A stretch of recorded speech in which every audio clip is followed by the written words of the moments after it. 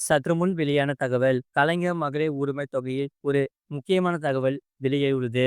அத பார்க்கறதுக்கு முன்னாடி நீங்க நம்ம சேனல் சப்ஸ்கிரைப் பண்ணாம இருந்தீங்கன்னா மறக்காம லைக் பண்ணிக்கோங்க, சப்ஸ்கிரைப் பண்ணிக்கோங்க. உங்க நண்பர்களுக்கு தெரியப்படுத்தவும் ஷேர் பண்ணுங்க.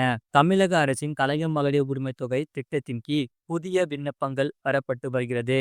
இந்த நிலையில் இந்த திட்டத்திற்கு விண்ணப்பிக்கும் போது ஒரு சில ஆவணங்களை தவறாமல் சமர்ப்பிக்க வேண்டும். மேலும் ஆதார் எண்ணுடன் இணைக்கப்பட்ட வங்கி கணக்கு மற்றும் தொலைபேசி எண்ணும் முக்கியம். இல்லை என்றால் விண்ணப்பம் நிராகரிக்கப்படும் என்கிறார்கள் அதிகாரிகள்.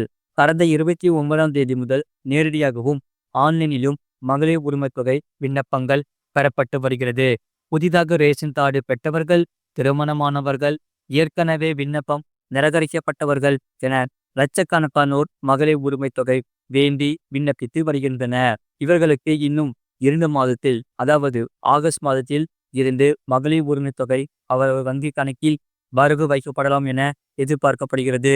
முழு வீடியோ லிங்க் கீழே இருக்கு. அதை கிளிக் பண்ணி பாருங்க.